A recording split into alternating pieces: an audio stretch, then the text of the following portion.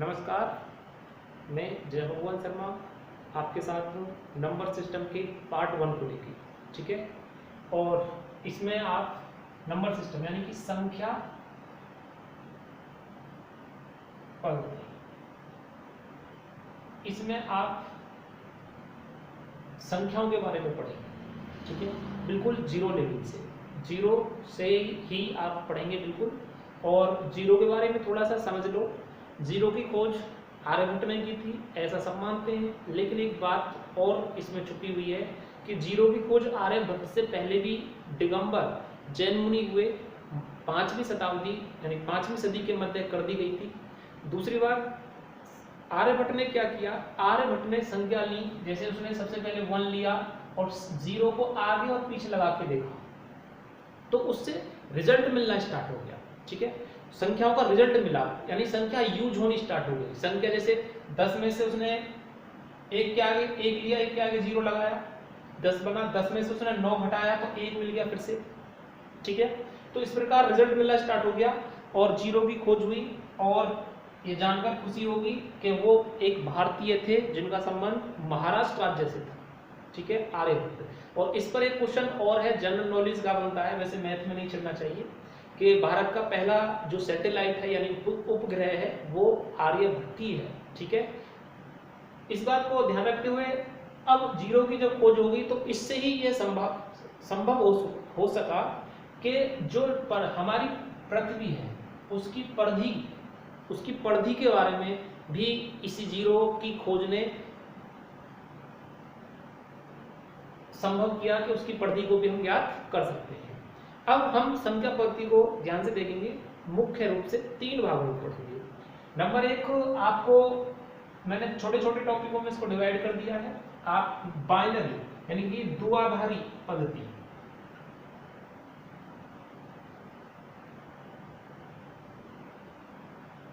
इसका हिंदी में कहते हैं, इंग्लिश में बोलते हैं बाइनरी संख्या या बाइनरी सिस्टम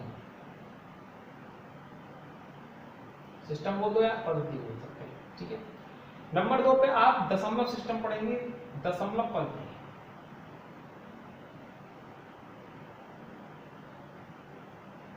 यानी कि इसको डेसिमल सिस्टम बोला जाता है। नंबर 3 पर आप सम्मिश्र संख्या पढ़ेंगे, सम्मिश्र पद्धति। इसको कॉम्प्लेक्स नंबर बोला जाता है। तीनों ही टॉपिक बहुत मोस्ट इंपोर्टेंट है और इनमें से बिल्कुल आपको जीरो लेवल से लेकर चल रहा हूँ। एक एक क्वेश्चन कैसे आपके पेपर में लगा है उस चीज को बिल्कुल ध्यान रखते हुए वीडियो बनाया जा रहा है। ठीक है, और उम्मीद है कि इस वीडियो को सब लाइक करेंगे और सब्सक्राइब करेंगे चैनल को और बेल आइकन को दबाएंगे। ठीक है, हम द्विआधारी पद्धति जो होता है इसके बारे में पढ़ेंगे। तो इसके बारे में सबसे पहले पढ़ें कि ये बताओ बाइनरी पद्धति में कुल कितने डिजिटों को शामिल किया जाता है। तो आपका आंसर होना चाहिए जी 0 और 1 को शामिल किया जाता है। इसको शामिल किया जाता है 0 और 1 को। इसका जो बेस है वो 2 होता है क्योंकि 2 डिजिट यूज होते हैं। और आपको मैं बता दूं जितना भी आजकल टेक्निकल सिस्टम चला हुआ है यानी कंप्यूटर जिसे कह सकते हैं वो कंप्यूटर हमारे इस 0 और 1 नंबर को ही समझता है। वो 7 को नहीं जानता। 7 को 0 1 करके बनाएगा। जैसे हम शायद क्वेश्चन आता है, पहले एक क्वेश्चन लिख लेते हैं यहीं पर, इनको हम बाद में पढ़ेंगे। नंबर 1 इसको पढ़ेंगे, फिर नंबर 2 पर आप इसे पढ़ेंगे, नंबर 3 पर इसे पढ़ेंगे। ये एक वीडियो में कवर नहीं होंगे, अलग अलग वीडियो बनाऊंगा। पहले नंबर 1 पर देखें, द्विआधारी पद्धति में पहला ही क्वेश्चन बनता है कितने अंक शामिल होते हैं, तो आप बताएंगे 2 अंक शामिल होते हैं, 0 और 1। यानी वो संख्या जो 0 और 1 के लिखने से जो विधि बनती है उसे क्या बोला जाते हैं, क्या बोलते हैं, द्विआधारी पद्धति। ठीक है, अब हम पर एक क्वेश्चन तैयार हो जाता है, पेपर में आता है कि भाई 7 को द्विआधारी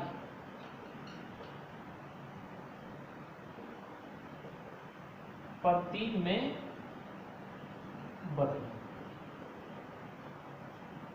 ठीक है, द्विआधारी पद्धति में आप 7 को कैसे बदलेंगे इस चीज को समझें। थोड़ा इसे रफ कर रहे हैं, आगे इसको मैं सॉल्यूशन दे रहा हूं।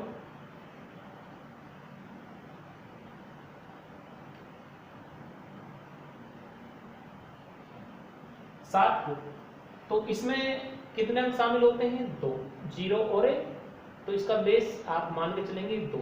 हम 7 को 2 से भाग करें, शेषफल को इधर लिखेंगे, जिससे 2 से भाग कर रहे हैं तो 2 को इधर लिखें। 2 से कितनी बार भाग जा रहा है 2 तिया 6 और शेषफल इधर लिखेंगे, शेष जो बचेगा शेषफल रिमाइंडर जिसे कहते हैं आप इधर लिखेंगे। 2 तिया 6 3 बार कंप्लीट कर बचा कितना 1, फिर 2 से काटेंगे 2 एकम 2 फिर 1 बचा। और ठीक है, अब लिखेंगे कैसे, इधर से लिखना बेटा स्टार्ट करते हैं इसमें, यहाँ से 1 1 1 ये 2 आधारित पंक्ति में लिख चुका है आपका सेवन। यानी कंप्यूटर जब 7 लिखोगे तो उसे एक एक करके ऐसे प्रेजेंटेट करेगा और अपने कैलकुलेट करेगा। ठीक है, एक और क्वेश्चन लेते हैं।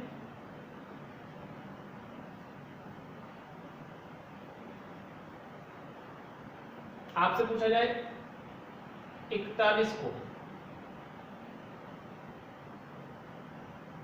द्विआधारी पद्धति में बदलो, तो आप कैसे बदल रहे होंगे। ऑप्शन दे रखे होंगे 4। ठीक है, ऑप्शन चाहो तो ऑप्शन दे सकता हूं मैं यहाँ पर। एक पहला क्वेश्चन आपका ये पहला नहीं दूसरा क्वेश्चन एक साथ करके दिखा दिया। तो आप इसमें 41 को 2 से भाग करें, बिल्कुल सिंपल है। 2 से भाग करेंगे 20 बार कंप्लीट कटेगा, 20 दूनी 40 1 बचेगा, फिर 2 से काटेंगे 10 दूनी 20 कुछ नहीं बचेगा तो 0 लिखेंगे, बस रिमाइंडर 0 हो गया। 2 से काटेंगे 5 बार फिर 0 बचेगा, 2 से 2 बार फिर 1 बचेगा, 2 से 1 बार फिर 0 बचेगा। लिखेंगे कहाँ से बेटा, यहाँ से लिखना स्टार्ट करते हैं, ये बात ध्यान रखना। 1 1 0 1 0 0 1 ये 2 आधारित पद्धति बदल गया। ऐसे बदलने के लिए क्वेश्चन आता है आपका पेपर में। और मैं आपको बता दूं ये रेलवे एनटीपीसी ग्रुप डी में कम चांस है, लेकिन रेलवे एनटीपीसी में ये क्वेश्चन बहुत ज्यादा आता है। लेखपाल में भी ये क्वेश्चन बनता है। ठीक है, 2 आधारित पद्धति का। तो इसको उम्मीद है समझ में आया होगा। एक और क्वेश्चन ले लो।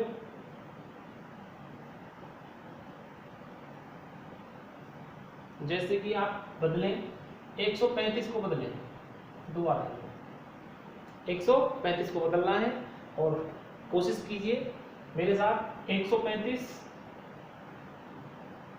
को आप 2 से डिवाइड करेंगे, 2 छिक्के बार है 1 बचेगा, 15 हो जाएगा, 2 सत्ते 14 है फिर 1 बचेगा, 2 तिया 6 2 तिया 6 1 बचेगा, यानी 33 दूनी 66। एक रिमाइंडर 2 से काटेंगे 16 बार कटेगा 1, फिर 2 से काटेंगे 8 0 बचेगा, फिर 2 से काटेंगे बेटा 4 बार फिर 0 बचेगा, फिर 2 से काटेंगे, बिल्कुल क्वाइट सिंपल ऐसे करते चले जाएंगे आप 2 बार 0। वैसे विधि इसकी और भी है लेकिन आप इसी से समझें, 1 बार और यहाँ 0 शेष कर देगा।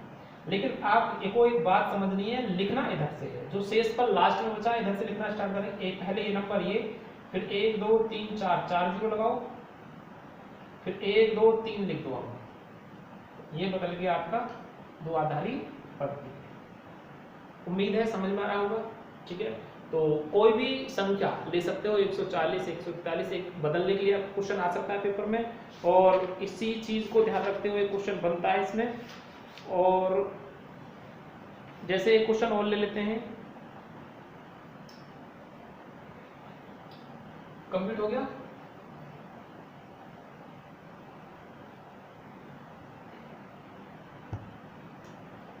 अब आपसे पूछा जा सकता है 1 0 0 1 1 द्विआधारी पद्धति से संख्या में कैसे बदलेंगे, यानी को संख्या में बदलें, यानी किस संख्या का। मैं आपको सीधी सिंपल भाषा में बता सकता हूं कि इससे ये किस संख्या का मान है कंप्यूटर भाषा में। कंप्यूटर भाषा में लिखा गया है, इसे हमें संख्या में करके दिखाना है।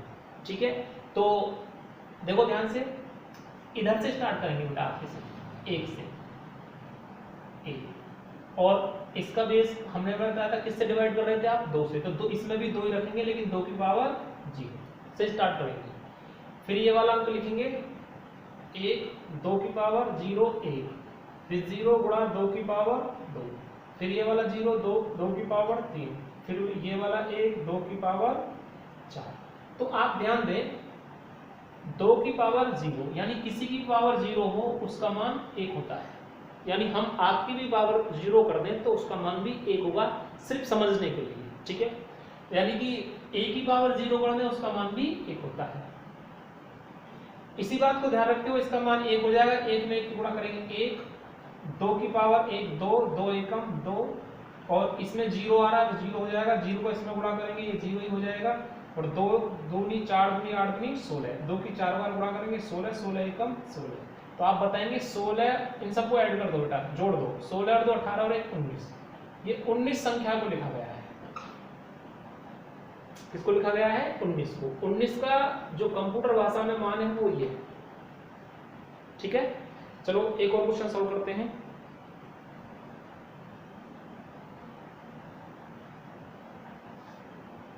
आपसे पूछा जा सकता है मान निकालें, मान निकालें 1 1 2 प्लस 1 ये वाला, तो इसका मान ये किसके लिए लिखा गया है ये आपसे पूछा जा रहा है, ठीक है। तो आप सबसे पहले इस संख्या बनाएंगे, बटा संख्या बनाएंगे, ऑप्शन लिख दें इसके। चलो तुम सॉल्व करके देखो। 1, देखो ध्यान से सीखना, 1 0 1 0, ये ए ऑप्शन है आपका, बी ऑप्शन है आपका 1 0 0 1 0, सी ऑप्शन है आपका 1 1 0 0, डी ऑप्शन है बेटा आपका 1 0 1 0 0, और ई भी ऑप्शन है इनमें से कोई एक, ई पांचवा भी ऑप्शन है। जैसा कि ये दे रखा है, मैंने एक क्वेश्चन निकाला है, आप इसी से समझें बातों को, पेपर सेट से ही है। तो आप सबसे पहले ये चेक करें बेटा इसको कि ये किस में लिखा है, कंप्यूटर की भाषा में लिखा गया है, और पूछ रहा किस में, कंप्यूटर की भाषा में ही। तो सबसे पहले आप इनका मान निकालें। जैसे हम इधर से लिखेंगे, यहाँ से तो 1 लिखेंगे गुणा 2 की पावर 0, फिर ये वाला 1 लिखेंगे 2 की पावर 1, ये वाला 1 लिखेंगे 2 की पावर 0 1 2, पावर बढ़ती चलती है बेटा। यहाँ से 1 लें, 1 में 2 की पावर 0 गुणा करें, फिर ये वाला 1 लेंगे उसमें 2 की पावर 1 की गुणा करेंगे, फिर ये वाला 1 लेंगे 2 की पावर 2 की गुणा करेंगे, ऐसे बढ़ते चलेंगे। तो आप देखेंगे 2 की पावर 0 1, भाई 2 की पावर 0 का मान 1 होता है, 1 एकम 1, 2 की पावर 1 2, 2 एकम 2, 2 की पावर 2 4 होता है, तो ये 4 और 2 6 और 1 7 का मान। तो इसका वैल्यू बेटा कितना आ रहा है, ध्यान दें 7, इसका वैल्यू कितना आ गया 7, ये वाला प्लस का साइन लगाओ।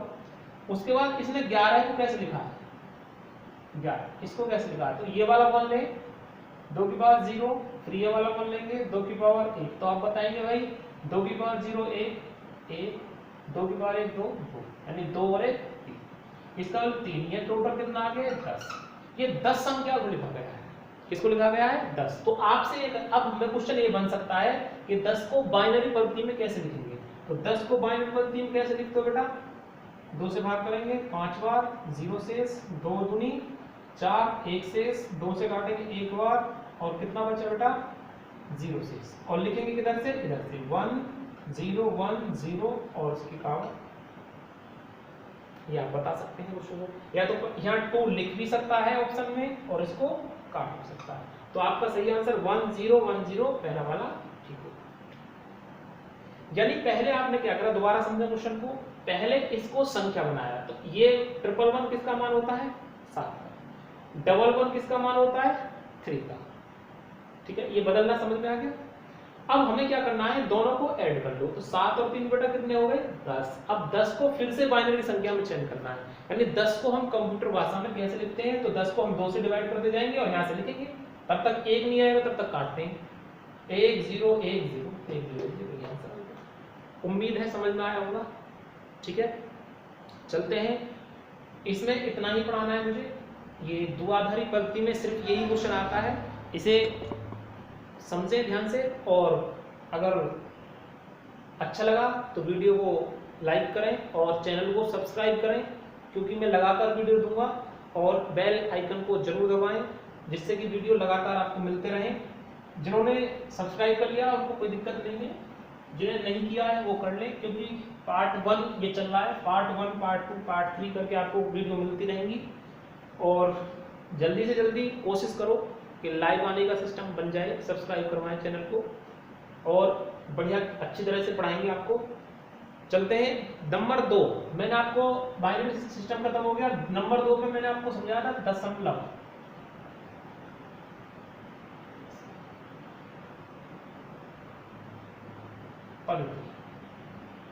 यानी कि डेसिमल सिस्टम।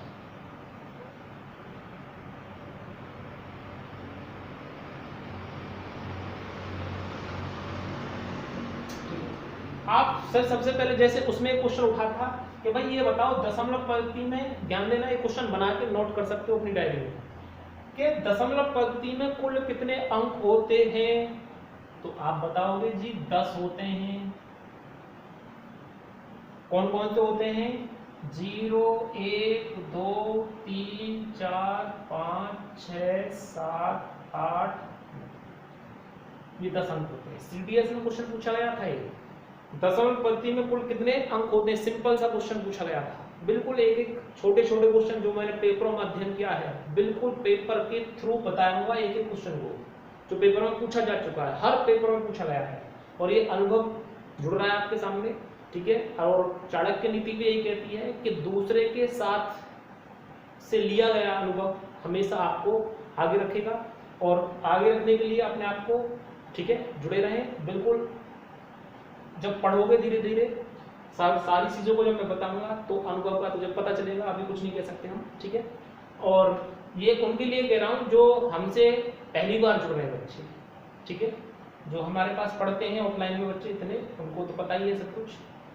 ध्यान देना, मैथ पढ़ाने का सिस्टम सबका अलग अलग है, ठीक है। कोई किस हिसाब से पढ़ाता है, कोई किस हिसाब से पढ़ाता है, अलग अलग सिस्टम है। लेकिन मैं भी आपको एक तरीका पढ़ा रहा हूँ, और इसमें आपका पेपर में इस पर रिजल्ट इतना हैवी है, आप मान के चलो, अपनी लाइफ में जोड़ो, पूरा हेल्प करेगा आपके जीवन में, और आपको जल्दी से नौकरी दिलाएगा।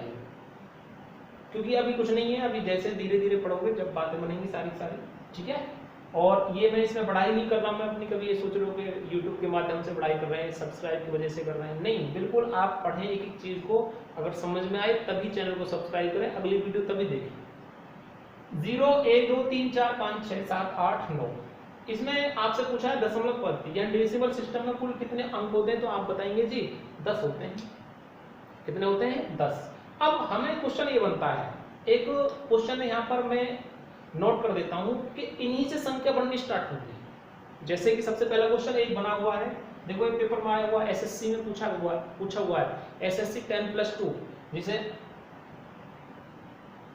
2015 शायद 14 के पेपर में आपको प्रैक्टिस सेट पढ़ते होंगे, आप देख लेंगे, तो आपसे इस तरह क्वेश्चन पूछेगा, टेलीफोन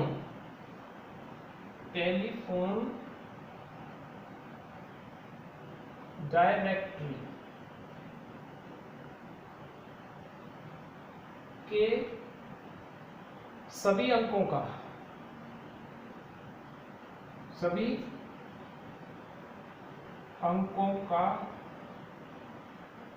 गुणनफल कितना होगा। कितनी बार क्वेश्चन आया है, जिनको पता है वो अच्छी बात है, लेकिन मैं उनके लिए बता रहा हूँ इस क्वेश्चन को जिन्हें नहीं पता है। जैसे कि पहला ऑप्शन दे रखा होगा आपको 100, दूसरा ऑप्शन दे रखा होगा आपको 0, तीसरा ऑप्शन दे रखा होगा आपको 1, और चौथा ऑप्शन है ज्ञात नहीं कर सकते, ठीक है। तो इस प्रकार से क्वेश्चन आया था। तो टेलीफोन डायरेक्टरी होता क्या है, पहले तो आप ये बात को सुनो। टेलीफोन डायरेक्टरी कीबोर्ड होता है आपका, जो मोबाइल का कीबोर्ड है या लैपटॉप का कीबोर्ड है, उसमें जितने भी अंक होते हैं वो 0 से 9 तक लिखे होते हैं। कितने तक लिखे होते हैं? 0 से 9 तक, ये सब जानते हैं। तो उसी में पूछा गया कि उन सभी का अंकों का गुणनफल कितना होगा। पहला क्वेश्चन है, ध्यान से समझना।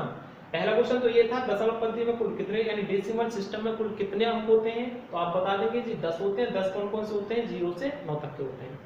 अब दूसरी बात आपको समझना कि टेलीफोन डायरेक्टरी का क्वेश्चन लगा सकता है, तो आप बताएंगे इसमें 0 आ रहा है, इन सब की गुणा करेंगे आप, तो 0 के साथ किसी भी संख्या की गुणा करेंगे तो सबका मान कितना आ जाएगा? 0। कॉमन सेंस का क्वेश्चन था ये, ठीक है। एक और क्वेश्चन लेते हैं, छोटा सा क्वेश्चन है, बिल्कुल आपसे पूछा, ये बेसिक नॉलेज है, इसमें पहले मैं बेसिक नॉलेज दे रहा हूँ बिल्कुल, ठीक है। जो और बेसिक नॉलेज ऐसे नहीं है, पेपर में पूछा गया क्वेश्चन है, ठीक है। और दूसरा क्वेश्चन आपसे पूछा जाएगा, आप ये बताएं कि 2 5 0 6 एवं 8 से 8 अंकों से बनने वाली, मैं क्वेश्चन को लिखता हूं 1 मिनट के लिए, अंकों से बनने वाली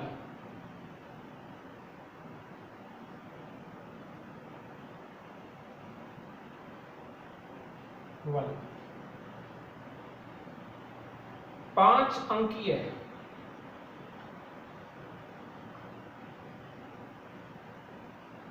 5 अंकीय सबसे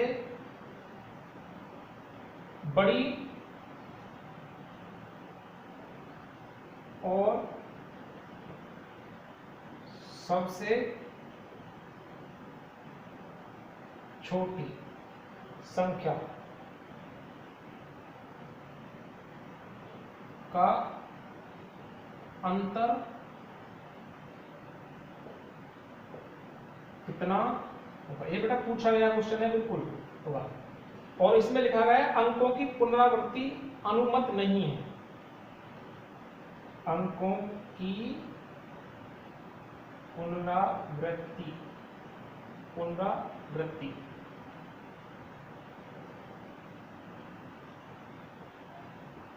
अनुमत नहीं।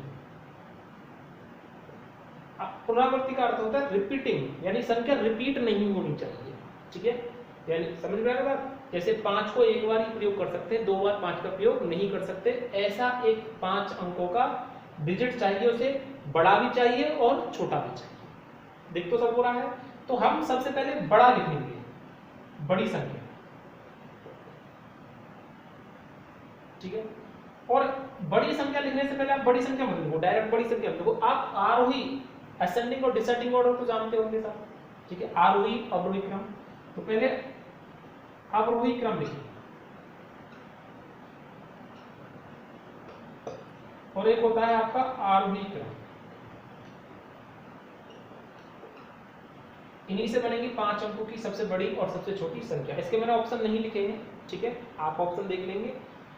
तो उसने क्या करा, 2 ले लिया, 5 ले लिया, 0 ले लिया और 6 ले लिया, 8 ले लिया। अब के 1 2 3 4 5 अंक लिए अलग अलग से, और कह दिया कि भाई 5 अंकों की सबसे बड़ी संख्या बताओ और सबसे छोटी संख्या बताओ।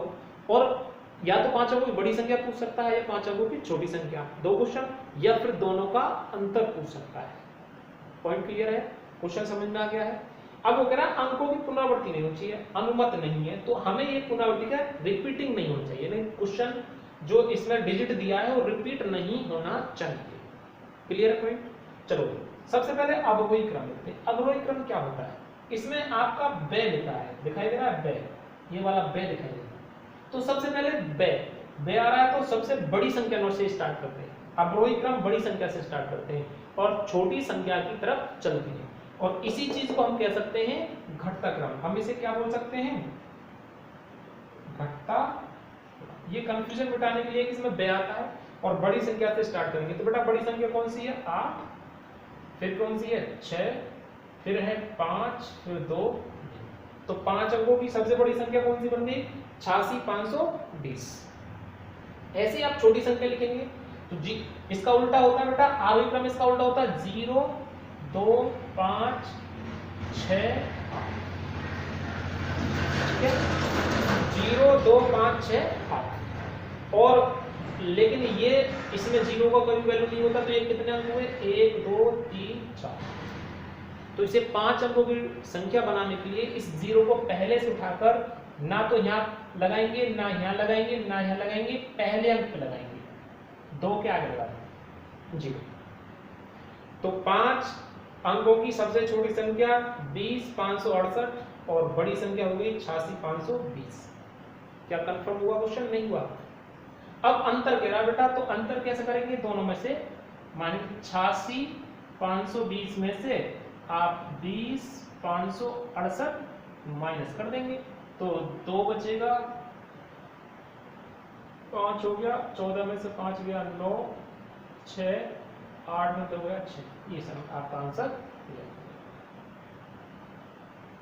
एक और क्वेश्चन ले लेते हैं, इसी में से एक क्वेश्चन और ले लेते हैं। जैसे आपसे पूछा जाए, अभी समझ में नहीं आया मुझे लग रहा है, एक बार और समझ लें थोड़ा सा।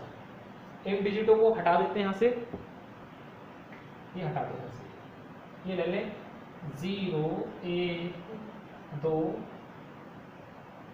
3 और 4 लगातार संख्या ले लो, यहीं से लेंगे सारी संख्या, क्योंकि मैं बता दूं आपको जितना भी मैथ है आप 0 से 9 के अंक में ही समाहित है पूरा पूरा, इससे ऊपर नहीं है, ये डिजिट ही यूज होते हैं, ठीक है, ये सारे सारे पूर्णांक यूज होते हैं। तो आप 0, 1 से 0, 1, 2, 3 एवं 4 अंकों से बनने वाली 5 अंक की सबसे बड़ी और सबसे छोटी संख्या का अंतर कितना होगा। तो सबसे पहले आप पढ़ें बिल्कुल कंफ्यूजन मिटाने के लिए कि 5 अंकों की सबसे बड़ी संख्या इन अंकों से कौन सी बन सकती है। रेलवे के लिए very very most important question है, गारंटी है क्वेश्चन लगता है पेपर में, और जो बड़े एग्जामों के लिए तैयारी कर रहे हैं उनमें भी क्वेश्चन आया है, ये टेट में भी क्वेश्चन आ चुका है, ठीक है। तो ऐसा कोई भी क्वेश्चन आपके सामने आए तो आप उसे आराम से कर सकते हैं। तो सबसे पहले अवरोही क्रम, ठीक है, अवरोही क्रम लिखेंगे या इसे हम कह सकते हैं घटता क्रम।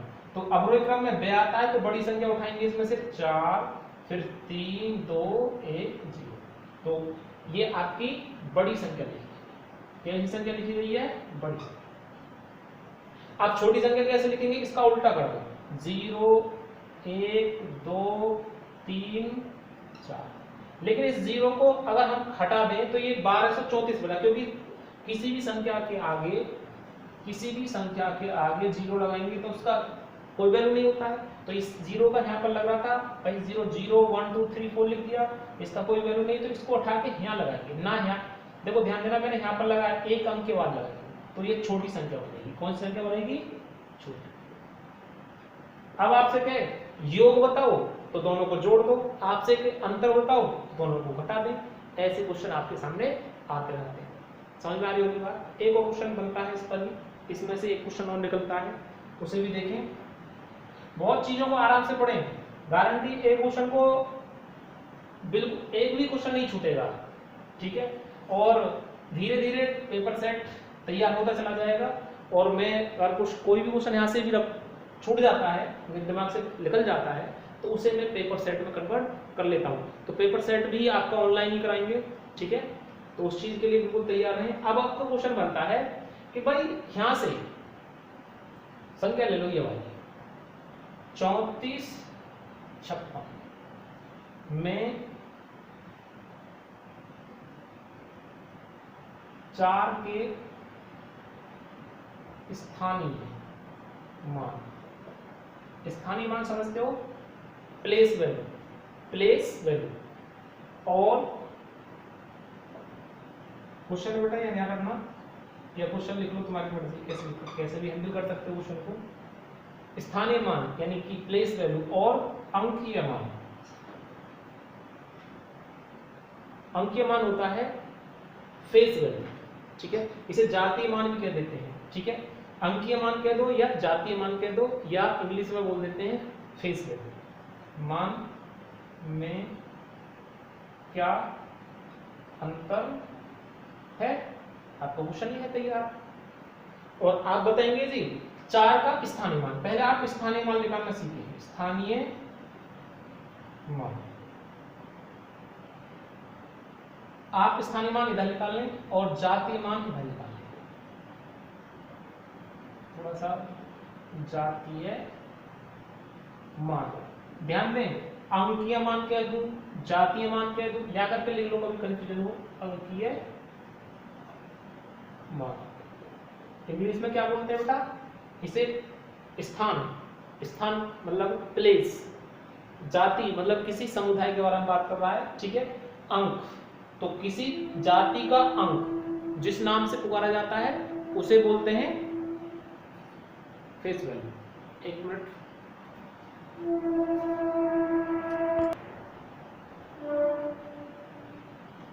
तो स्थानीय मान किसका पूछ रहा है, 4 का, तो 4 लिखें, और 4 के बाद कितने डिजिट हैं, 2 डिजिट है, तो 400 हो गया।